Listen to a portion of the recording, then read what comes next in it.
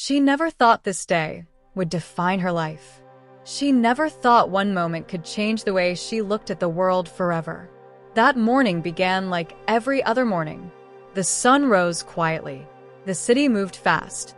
People passed by without noticing each other. And she stepped outside believing she was safe.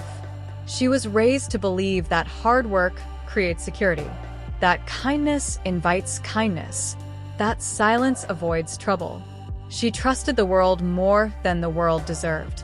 She walked with her head down, hands tight around her bag, heart focused on getting through the day. She had places to be, dreams to chase, a future to build.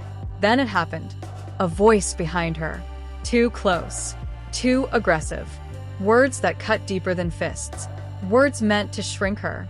To remind her that fear is a weapon. She froze. Her body locked. Her breath disappeared. Time slowed down. And the world became very small.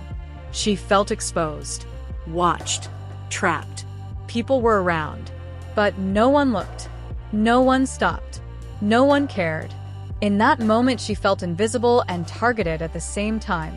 Her mind screamed, "Run." Her heart whispered, "Stay quiet."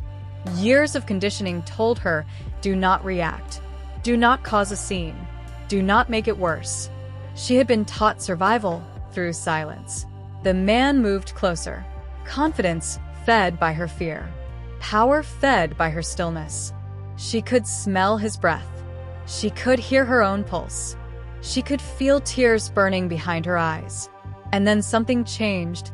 A memory surfaced. Her younger self asking why. Why do I have to be afraid? Why is my safety negotiable? Why is my voice optional? That memory lit a fire. She realized something powerful in that instant. Silence was no longer protection. Silence was permission. Her fear turned into anger.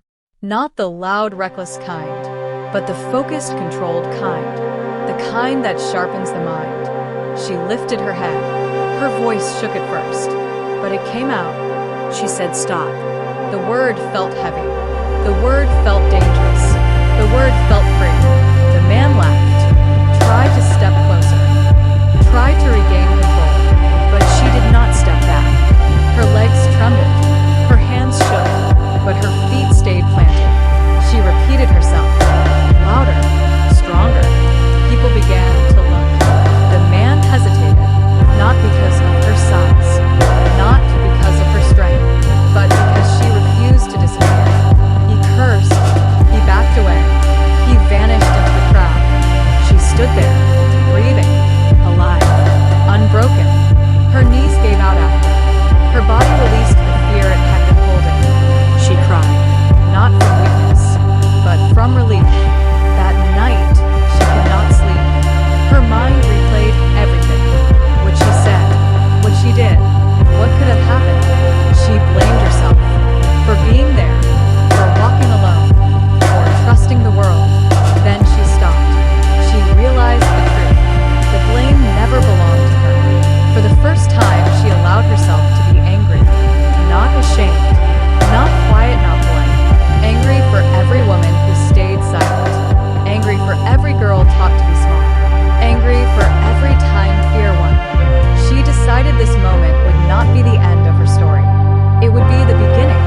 She spoke about it, first to a friend, then to family, then to strangers. Each time her voice grew steadier. Each time her spine grew straighter. She learned that bravery is not the absence of fear. It is movement in spite of it. She learned that standing up does not always look heroic. Sometimes it looks like shaking hands and a breaking voice. But it matters.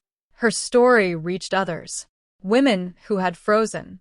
Women who had stayed silent. Women who thought they were alone. They saw themselves in her courage.